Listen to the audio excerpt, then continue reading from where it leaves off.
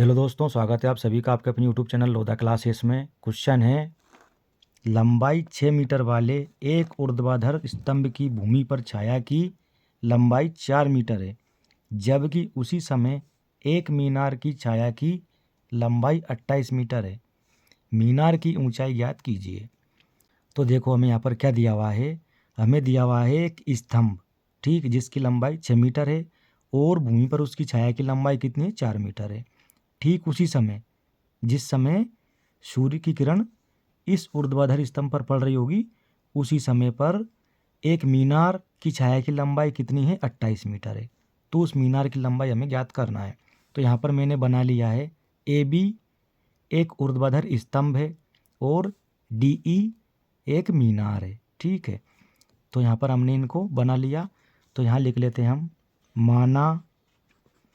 माना A B एक स्तंभ है एवं बी सी उसकी छाया है। बी सी उसकी छाया है और डी ई एक मीनार है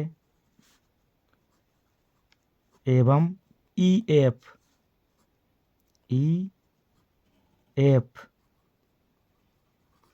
उसकी छाया है, ठीक है। ए बी एक स्तंभ है और इसकी लंबाई हमें कितनी दे रखी है, यहाँ पर 6 मीटर, ठीक। और छाया की लंबाई दे रखी है हमको 4 मीटर। और जो हमारा मीनार है डी ई, इसकी छाया की लंबाई कितनी दे रखी है हमको, 28 मीटर, ठीक। अब ये जो सवाल है, समरूपता पर आधारित सवाल है। यानी यहाँ पर दो त्रिभुज बन गए हैं और इन दोनों त्रिभुजों को हमें समरूप बताना है। क्योंकि समरूप त्रिभुजों में क्या होता है, संगत भुजाएं समानुपातिक होती है। यानी संगत भुजाएं समानुपात में होती है, तो उनको हम बराबर बताकर इसको सोल्व कर सकते हैं, ठीक है। तो चलिए, अब यहाँ पर इन दोनों त्रिभुजों को हम बताएंगे समरूप। तो इसके लिए यहाँ पर हम लिख रहे हैं, अब त्रिभुज ए बी सी और त्रिभुज डी ई एफ में, ठीक।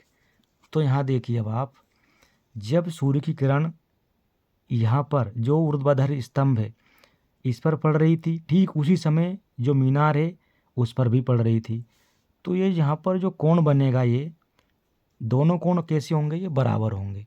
इस बात को आप प्रैक्टिकल कर कर देख सकते हैं। कैसे, देखना, दिन में किसी भी समय दो डंडी लेना अलग अलग नाप की, एक छोटी डंडी एक बड़ी डंडी, और दोनों को ऐसे करके ज़मीन में गाड़ देना। जैसे यहाँ पर एक छोटी डंडी है, ये बड़ी डंडी है, ठीक।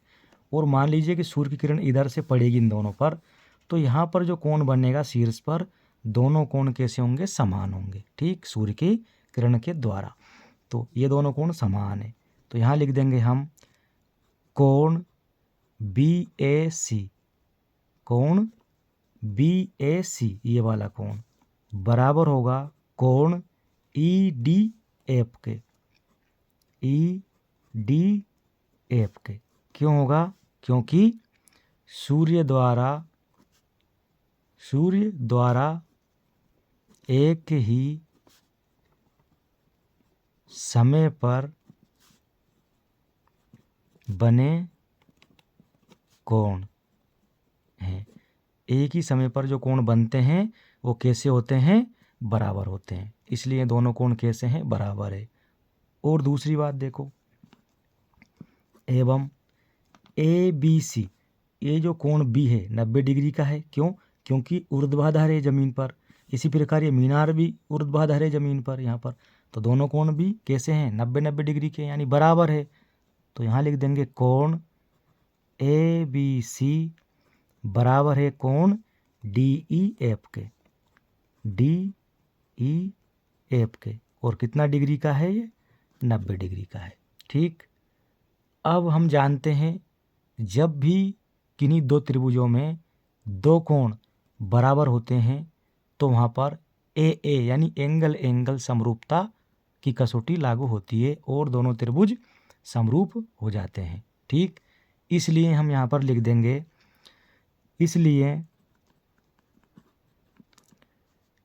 इसलिए त्रिभुज ए बी सी समरूप है त्रिभुज डी ई एफ के। क्यों है और कारण में लिख देंगे यहाँ पर, चूंकि ए यानी एंगल एंगल कोण कोण समरूपता से, ठीक है, एंगल एंगल समरूपता से, ये समरूपता का चिन्ह होता है इस प्रकार का। तो दोनों त्रिभुज कैसे हो गए, ये समरूप हो गए।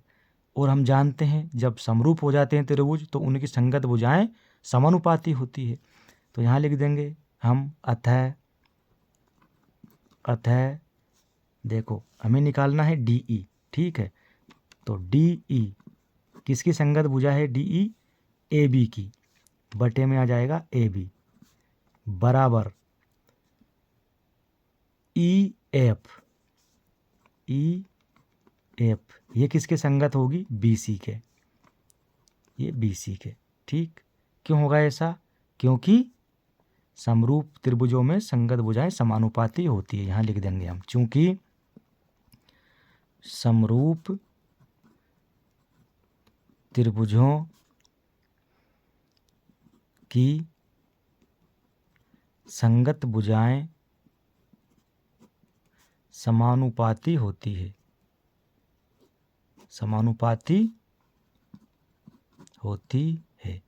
इसलिए। ठीक है, तो समानुपाती है ये दोनों भुजाएं।